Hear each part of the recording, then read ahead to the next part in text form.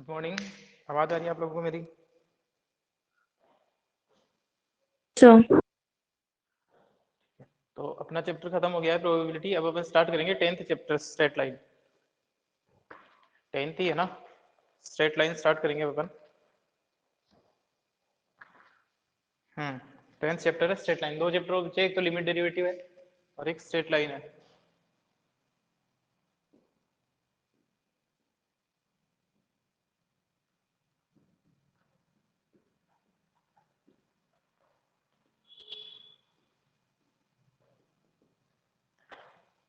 देखो, अब अपन इस चैप्टर में बाद में देखेंगे कि स्ट्रेट लाइन की कैसी इक्वेशन कैसे बनाई जाती है, स्ट्रेट लाइन से रिलेटेड जो भी टर्म्स है। लेकिन उससे पहले जो प्रीवियस कंसेप्ट है कुछ जो अपने काम में आएंगे इस चैप्टर में, उनको अपन रिवाइज करेंगे। जैसे कुछ चीजें, जैसे डिवीजन फॉर्मूला जो है, अगर किसी भी लाइन सेगमेंट के दो एंड पॉइंट के कोऑर्डिनेट दे रखे हो और उसको किसी पर्टिकुलर रेशियो में डिवाइड करने वाले पॉइंट के कोऑर्डिनेट निकालने हो, तो ये सब चीजें पिछली बार डिलीट हो गई थी लेकिन इस बार काम में आएगी। और एक है ट्राइंगल का फॉर्मूला, जब उसके तीनों वर्टिसेस के कोऑर्डिनेट दे रखे हो तब अपन उन चीजों को आज रिवाइज करेंगे। तो आज वाली क्लास में अपन यही काम करेंगे, पीछे जो कंसेप्ट है उनको रिवाइज करने का। ये लास्ट ईयर के कंसेप्ट है पिछली कुछ क्लासेस के।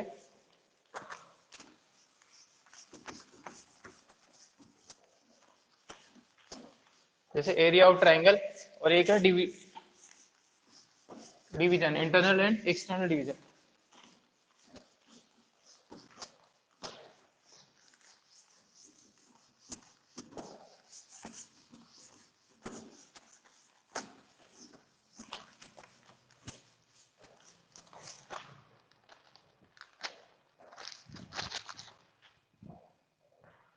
देखो,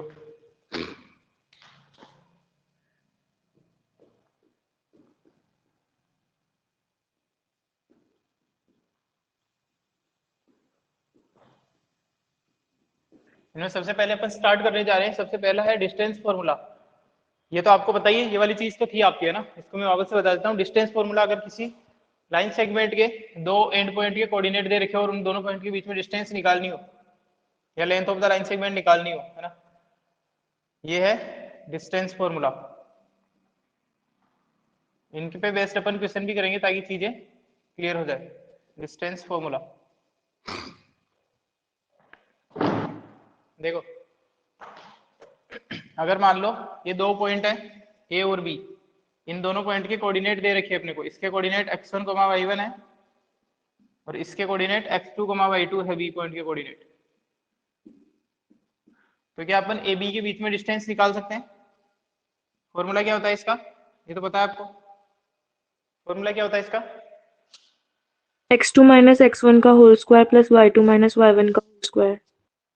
x2 minus x1 whole square plus y2 minus y1 whole square, square root of x2 minus x1 whole square plus y2 minus y1 का होल स्क्वायर। इसकी हेल्प से अपन दो पॉइंट के बीच में डिस्टेंस निकाल सकते हैं। इतने यूनिट डिस्टेंस आ जाएगी। ठीक है, ये वाली चीज तो थी तुम्हारे। अब अपन बात करते हैं डिवीजन के बारे में। इंटरनल और एक्सटर्नल डिवीजन है, उनके फॉर्मूला।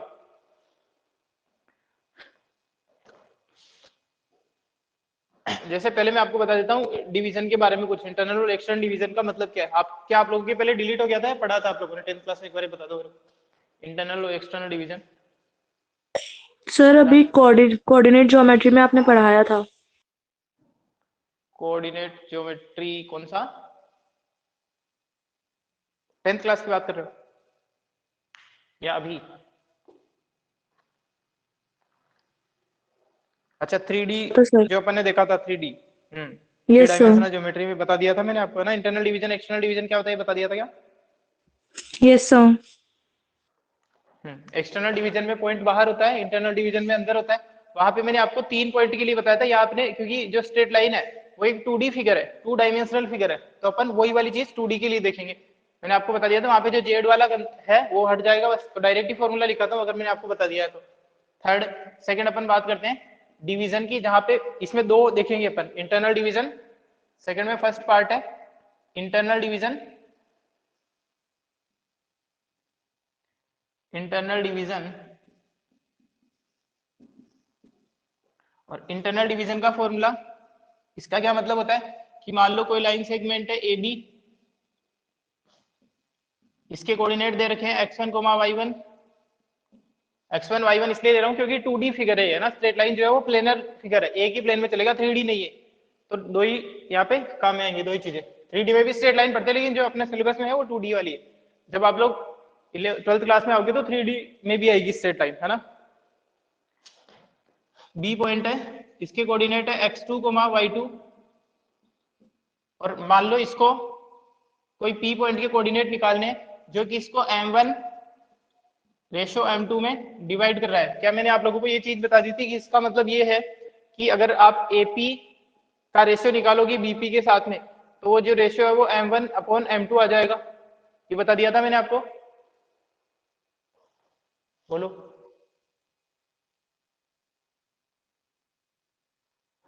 अरे बोलो, बताया था या नहीं बताया था ये वाली चीज, कि इसका मतलब रेशियो का मतलब यही है ना कि ए से, बता दिया था।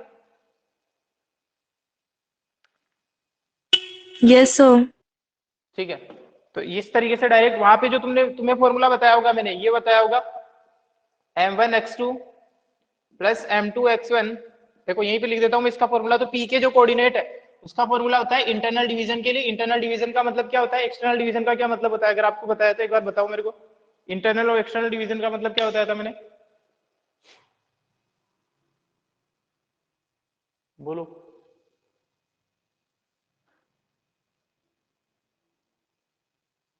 बोलो, निहारिका बताया था? अगर बताया था तो बताओ, नहीं बताया तो वापस से बताता हूँ।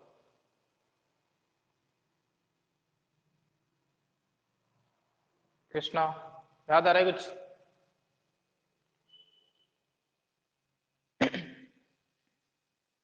देखो इंटरनल बता देता हूँ मैं। इंटरनल डिवीजन का मतलब ये है कि जो पॉइंट ऑफ डिवीजन है वो आपके लाइन सेगमेंट के ऊपर ही कहीं ना कहीं होगा, ए बी के ऊपर ही। और जो एक्सटर्नल डिवीजन है वो एक्सटर्नल डिवीजन वर्चुअल डिवीजन होता है। वर्चुअल डिवीजन का मतलब ये है कि ये ए पॉइंट यहाँ है, बी पॉइंट यहाँ है, तो इसके ऊपर नहीं कहीं होगा, राइट साइड में होगा या फिर लेफ्ट साइड में कहीं होगा। एक्सटर्नल डिवीजन वर्चुअल डिवीजन होता है ना। तो आपको डायरेक्ट फॉर्मूला याद रखना है। एक बार बता दो मेरे को, ये चीज याद आ रही है आपको?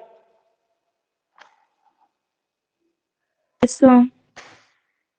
ठीक है, तो इसका फॉर्मूला आप लोग याद रखें डायरेक्ट। इंटरनल डिवीजन का फॉर्मूला जो है वो होता है, पी पॉइंट के कोऑर्डिनेट निकालने हैं m1 x2, इसको मल्टीप्लाई कर दो उसके साथ में m1 x2 plus m2 x1 upon m1 plus m2। ये क्या निकलेगा, ये अपने पास में निकल के आएगा, जो P पॉइंट है उसका x कोऑर्डिनेट निकल के आया है ये, क्योंकि आपने m1 को पहले x कोऑर्डिनेट के साथ में मल्टीप्लाई किया, दूसरे वाले पहले वाले का रेशियो दूसरे वाले का कोऑर्डिनेट, दूसरे वाले का रेशियो पहले वाले का कोऑर्डिनेट, दोनों को ऐड करके और फिर डिवाइड करना है दोनों के सम से। y कोऑर्डिनेट निकालना होता है तो अपन मल्टीप्लाई करते हैं m1 y2 plus m2 y1 upon m1 plus m2।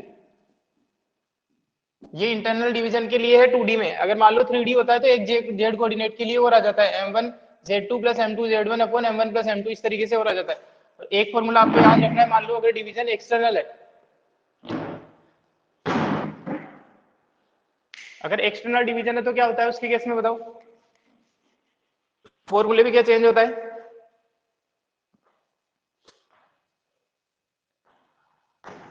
अरे बाकी लोग भी बोला करो तुम लोग यार।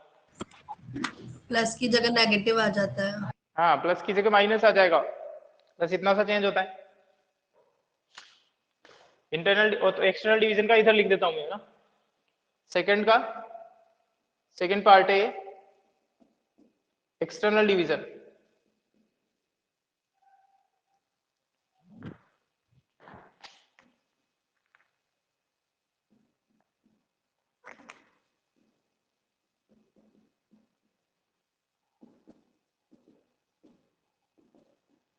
एक्सटर्नल डिवीजन का मतलब जो आपका पॉइंट ऑफ डिवीजन है वो बाहर होगा कहीं, ए बी इस तरीके से। मान लो इधर है अगर पी, तो यहाँ पे बताना, अगर मान लो AP upon BP same ratio ही निकालेंगे, एपी अपॉन बीपी अगर m1 अपॉन m2 है तो यहाँ पे m1 बड़ा होगा या m2 बड़ा होगा? अगर ये m1 ये रेशियो है तो m1 बड़ा होगा या m2 बड़ा होगा? बोलो। ए से पी की डिस्टेंस ज्यादा है या बी से पी की डिस्टेंस ज्यादा है?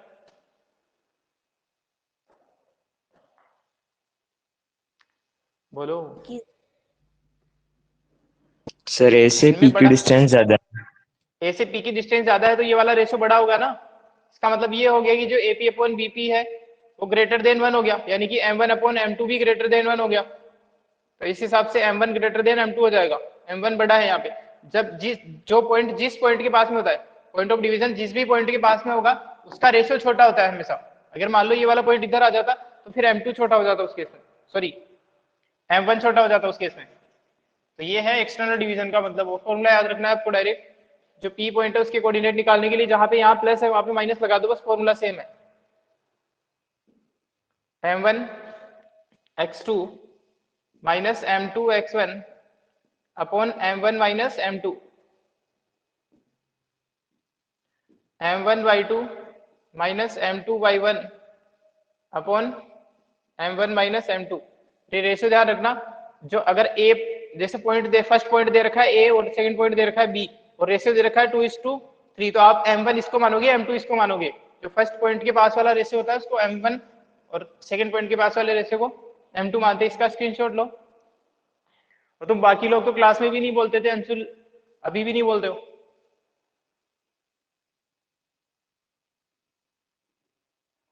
कुछ डाउट वाउट आता है या कुछ भी समझ में नहीं आता तुम्हें? सर और वो बाकी कहाँ है तुम्हारे साथी? फोन वोन भी नहीं उठाता है वो।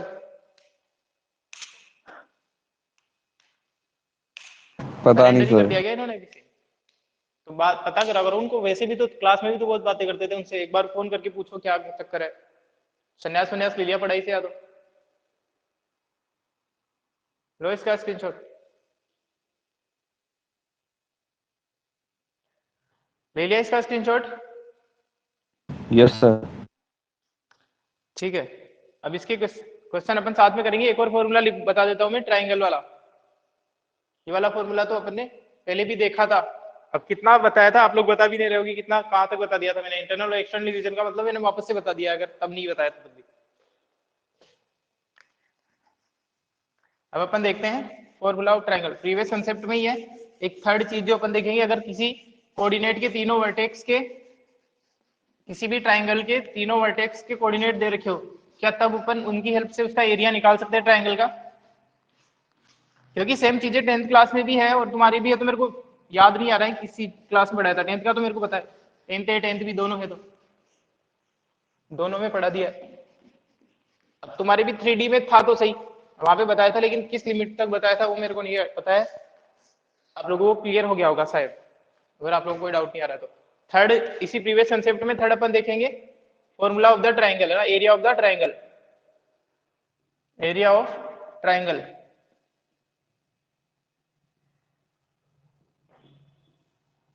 इसका फॉर्मूले का डेरिवेशन भी है 10th क्लास के। डेरिवेशन आपको नहीं जाना है, डायरेक्ट फॉर्मूला आप याद रखें कि अगर मान लो किसी ट्राइंगल के 3 वर्टेक्स के कोऑर्डिनेट दे रखे हैं आपको,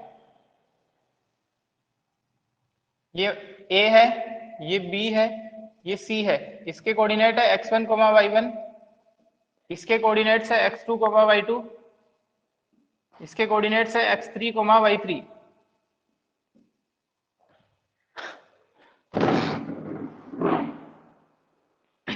x1, y1, x2, y2, x3, y3। तब इसका एरिया अगर मेरे को निकालना है तो उसका फॉर्मूला आप याद रखेंगे। Then area of triangle ABC equal to area of triangle ABC, इसको नीचे लिखता हूं मैं।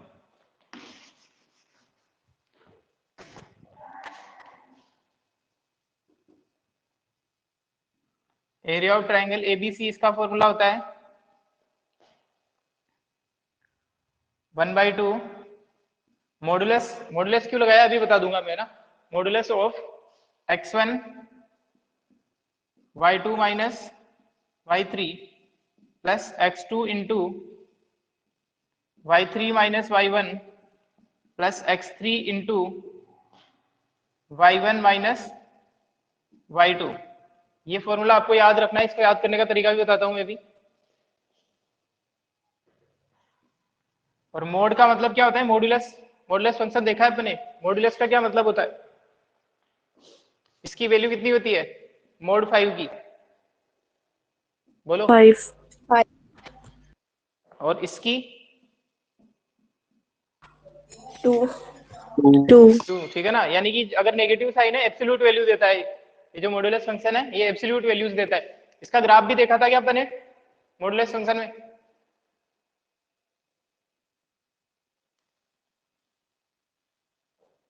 इसका ग्राफ देखा था क्या अपन ने?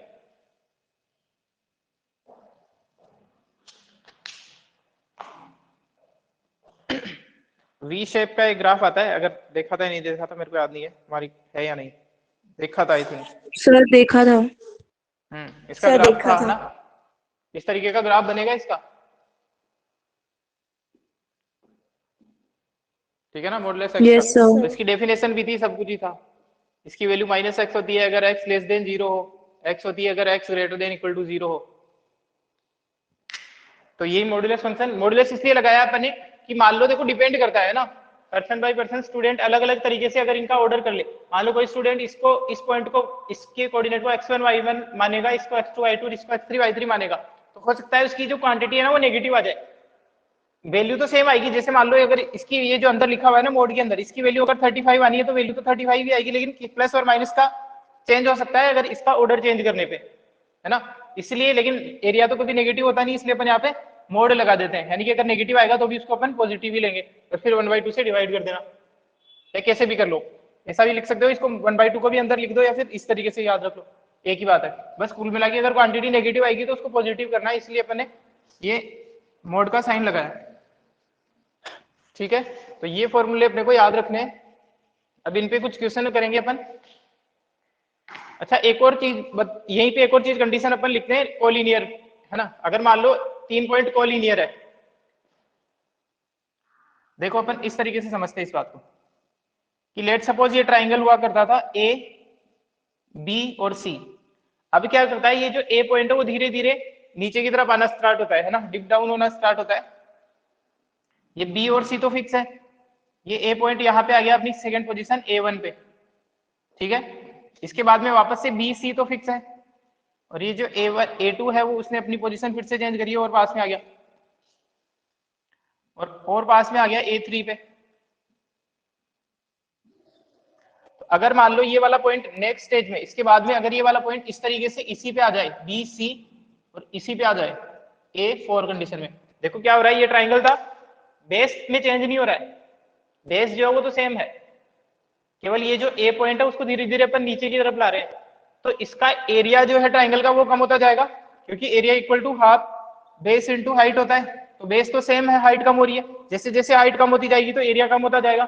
एरिया कम होते होते अगर ये वाला पॉइंट बिल्कुल इसी के ऊपर आ जाता है, बी सी के बेस के ऊपर ही आ जाता है, तो इस ट्राइंगल का एरिया कितना हो जाएगा, बोलो।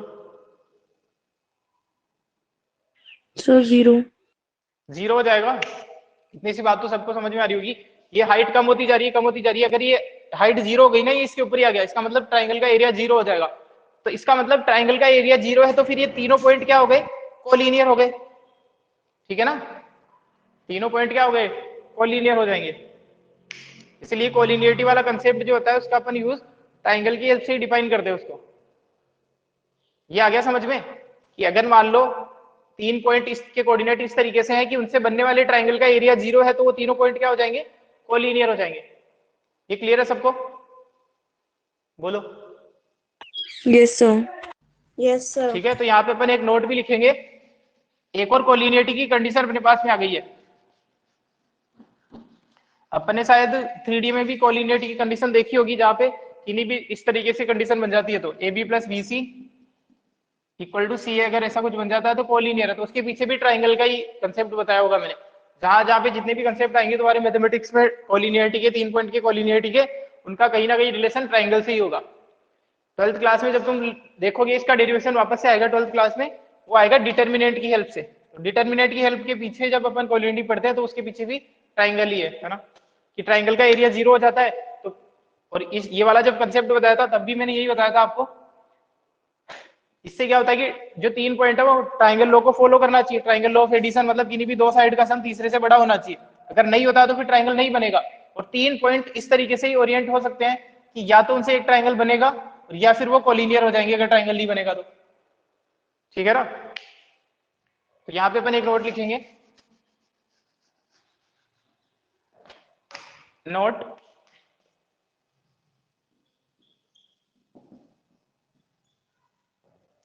if area of the triangle ABC is equal to 0, या फिर ऐसे बोले कि if ABC are collinear, if A B C are collinear, collinear मतलब एक ही लाइन में आ जाए तीनों, then area of the triangle ABC कितना हो जाएगा, 0 हो जाएगा। तो इसका मतलब ये हो गया फिर कि ये वाली जो क्वांटिटी वो 0 हो जाएगी, 1/2 x1 y2 minus y3 plus x2 y3 minus y1 plus x3 y1 minus y2, इसकी वैल्यू कितनी हो जाएगी, 0 हो जाएगी। तो कंडीशन ऑफ कोलिनियरिटी ये है फिर अपने पास में। अब मॉडुलस को हटा दोगे तो कोई फर्क नहीं पड़ेगा, इस 2 को उधर मल्टीप्लाई कर दिया और अब बताए मोड में क्वांटिटी, लेकिन अगर मान लो मोड x इक्वल टू 0 है तो इसकी वैल्यू तो x इक्वल टू 0 ही रहेगी, इससे फर्क नहीं पड़ता है ना। अगर मान लो मोड x इक्वल टू 5 है, एक चीज बताओ, अगर मोड x इक्वल टू 5 है तो इस इक्वेशन के कितने सॉल्यूशन है, कितनी x की वैल्यू हो सकती है जो इसको सेटिस्फाई करेगी इस इक्वेशन को? 5 और -5 दोनों। हाँ 5 और -5 दोनों होगी, लेकिन अगर ऐसा होता है मोड x इक्वल टू 0 तो a की वैल्यू होती है x इक्वल टू 0, क्योंकि अपन 0 के साथ में +0 और -0 तो लिखते नहीं है। तो इसलिए जब modulus of something equal to 0 है तो आप डायरेक्ट मोड को हटा सकते हो। और इसके सॉल्यूशन याद रखना कभी भी कि मोड x इक्वल टू 5 लिखा हुआ मिले ना, तो जब अपन मोड हटाते हैं तो साथ वाले पे प्लस माइनस लगा देते हैं। मान लो ऐसा लिखा हुआ है कि mod x minus 1 equal to 3, तो जब इधर का मॉडुलस हटाओगे तुम तो यहाँ पे प्लस माइनस 3 लगा देते हैं, याद रखना इस चीज को। अंदर जो भी लिखा हुआ होता है उसका मोड हटा देते हैं तो राइट साइड में प्लस माइनस लगाते हैं, लेकिन अगर मैं 0 के प्लस माइनस लगाऊंगा तो कोई फर्क पड़ता नहीं है। तो यानी कि अगर 2 से उधर मल्टीप्लाई कर दो तो ये कंडीशन आ गई अपने पास में कोलिनियरिटी की direct, y2 minus y3 plus x2 into y3 minus y1 plus x3 y1 minus y2 equal to 0। ये क्या है, कंडीशन ऑफ कोलिनियरिटी है। इस कंडीशन को अपन डायरेक्ट यूज कर सकते हैं, ये है कंडीशन ऑफ कोलिनियरिटी।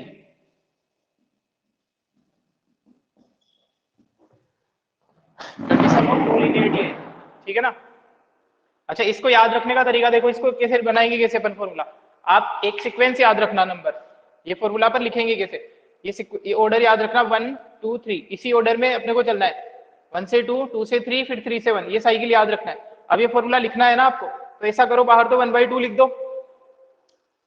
देखो याद कैसे रखेंगे इस इतने बड़े फॉर्मूले को, बाहर 1/2 लिख दिया, मॉडुलस के अंदर क्या क्वांटिटी है उसको ऐसे लिखते हैं कि पहले लिख दो x1 फिर प्लस x2 फिर प्लस x3, ठीक है, x1 गैप छोड़ा अपन ने प्लस x2 प्लस x3, अब बीच में क्या आएगा, बीच में चलेगी सीक्वेंस, अब x के साथ में मल्टीप्लाई होता है y, तो y किस ऑर्डर में मल्टीप्लाई होएगा, y2 माइनस y3 में। देखो 1 2 3 ये ऑर्डर सेम होना चाहिए, 1 2 3, यहाँ पे 1 है, यहाँ 2 है, यहाँ 3 है, तो अगर यहाँ x2 है तो यहाँ पे भी y का डिफरेंस, सब डिफरेंस को मल्टीप्लाई करेंगे, लेकिन अगर यहाँ पे 2 है तो 2 के बाद में 3, फिर 3 के बाद में 1, यानी कि y3 माइनस y1। यहाँ पे x3 है तो यहाँ पे आ जाएगा y1 माइनस y2, क्योंकि 3 के बाद में आएगा 1 और फिर 2। ये वाली बात समझ में आ गई आप लोगों को, कैसे याद रखना है फॉर्मूला, बोलो। Yes sir. Yes sir. ठीक है ना, पहले x1 plus x2 plus x3 लिख देना, उसके बाद में y का डिफरेंस है तो ऑर्डर मेंटेन रखना है 1 2 3, 2 3 1 और 3 1 2।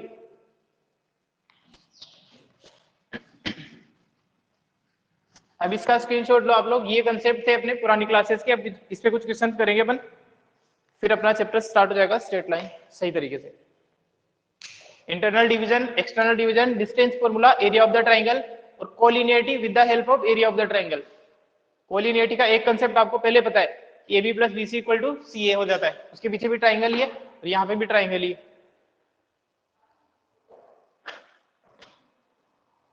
ले लिया इसका स्क्रीनशॉट, बोलो। Yes sir. चलो आगे देखते हैं हम।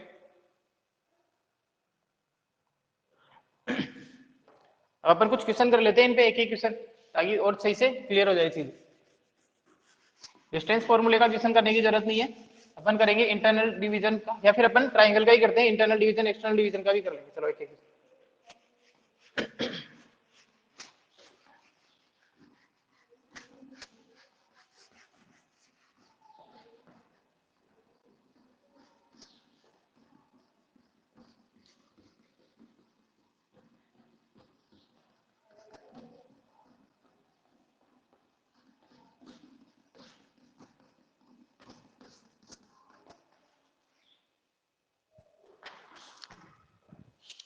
देखो एक क्वेश्चन लिखता हूं मैं यहाँ पे,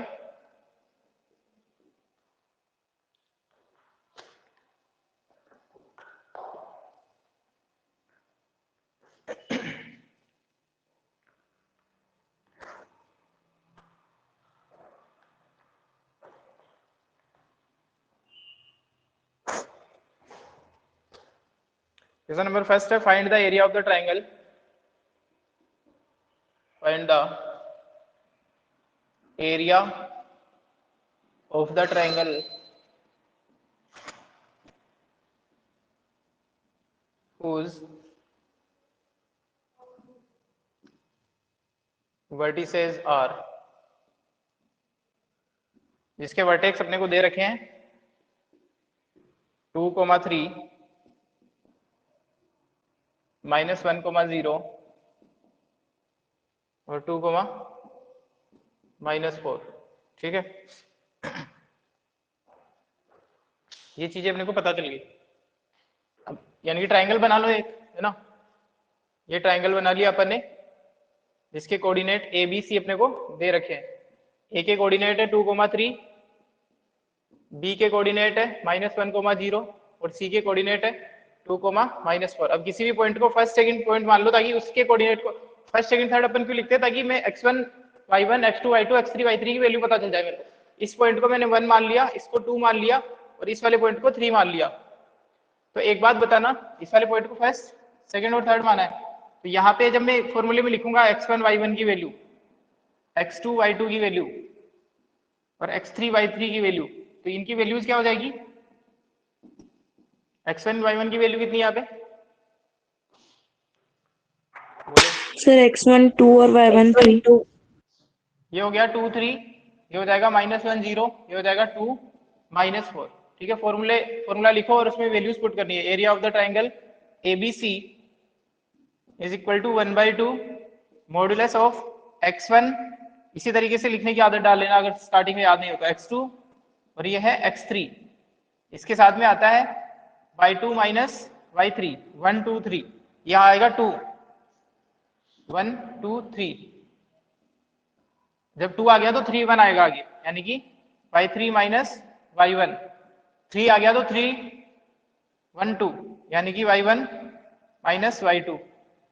इनकी वैल्यूज पुट कर दो इसमें, तो ये आ गया 1/2। याद रखना फॉर्मूले का माइनस और इसमें जो माइनस दे रखा होता है ये हमेशा कंफ्यूज करेगा तुम्हें, इससे मिस्टेक काफी सारी होगी। क्या बोलना चाह रहा हूँ मैं, एक तो फॉर्मूले वाला माइनस, और अगर कोई कोऑर्डिनेट भी माइनस है तो तुम वहां पे फिर गड़बड़ करोगे, उस वाले माइनस को और उस वाले माइनस को एक ही बार लिखोगे, फिर गलत हो जाएगा, या फिर प्रॉपर ब्रैकेट का यूज नहीं करोगे। तो अपन लिखते हैं value x1 that is 2, y2 that is 0 minus, और y3 की वैल्यू कितनी है -4 है, तो यहाँ पे एक माइनस था और ये कोऑर्डिनेट भी माइनस है और फॉर्मूले की वजह से भी माइनस है, प्लस x2 की वैल्यू कितनी है -1 है, y3 की वैल्यू -4 है, -4 -3, और x3 की वैल्यू +2 है, y1 - y2 दैट इज 3 - 0। इनकी वैल्यू को सोल्व करेंगे अपन, 1/2 मॉडुलस ऑफ, ये हो जाएगा माइनस माइनस प्लस और 2 4 जार 8, ये है -7 +7 हो जाएगा और ये हो जाएगा 6, तो ये हो गया 21/2। मॉडुलस का यहाँ पे यूज भी नहीं था क्योंकि नेगेटिव नहीं है, अगर नेगेटिव आता 21/3 आंसर आ रहा है इसके एरिया का, है ना। स्क्वायर यूनिट लिखते हैं अपन यहाँ पे, आगे लिख देते हैं अपन स्क्वायर यूनिट। डिस्टेंस लिखते हैं तो यूनिट लिखते हैं अगर कुछ दे नहीं रखा होता है तो, और एरिया लिखते हैं तो स्क्वायर यूनिट सर वहाँ पे वॉल्यूम होगा 21/2 आएगा। हाँ 21/2 होगा।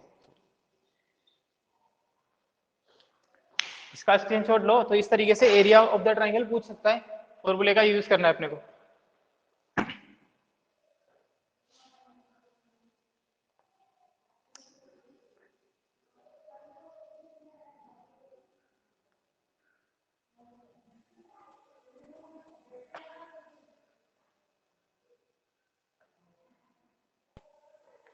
इंटरनल और एक्सटर्नल डिवीजन के क्वेश्चन तो अपन ने कोऑर्डिनेट ज्योमेट्री में भी किए होंगे।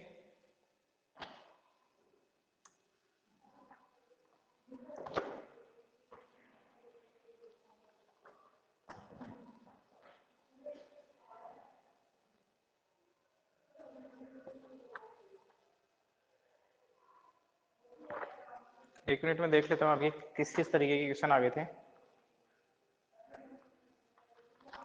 इंटरनल एक्सटर्नल डिवीजन था, वहां पे रेशियो निकालने वाला भी था ना, अगर पॉइंट दे रखा होता है और रेशियो निकालना होता है तो वो भी मैंने आपको, तो सब चीजें आई गई है ना, कोई दिक्कत वाली बात नहीं है। तो आज की क्लास को अपन खत्म करते हैं यहीं पे, और कल वाली क्लास में बिल्कुल सही तरीके से स्टार्ट हो जाएगी स्ट्रेट लाइन। और जो पीछे वाली चीज जो क्वेश्चन है, 1 मिनट रुको, क्वेश्चन नंबर एक बार स्ट्रेट लाइन की जो चैप्टर है उसकी एक्सरसाइज के कुछ क्वेश्चन इससे रिलेटेड, ये जो पुराने क्वेश्चन है तो उनको कर लेना आप लोग। जैसे एक्सरसाइज 10.1 का, एक्सरसाइज 10.1 का। अच्छा एक और चीज बता दूं मैं आपको, जैसे फॉर एग्जांपल अगर मान लो मेरे को किसी क्वाड्रिलेटरल का एरिया निकालना है, इस क्वाड्रिलेटरल का एरिया निकालना है ABCD का, तो अपने पास क्वाड्रिलेटरल का तो है नहीं और इसके कोऑर्डिनेट दे रखे, तो क्या करना है, इसको 2 ट्राइंगल में डिवाइड कर लेना। तो अब इस ट्राइंगल का एरिया प्लस इस ट्राइंगल का एरिया, तो क्वाड्रिलेटरल का एरिया निकल जाएगा। तो आपको एक्सरसाइज 10.1 का, एक्सरसाइज 10.1 का question number first, question number first, question number second,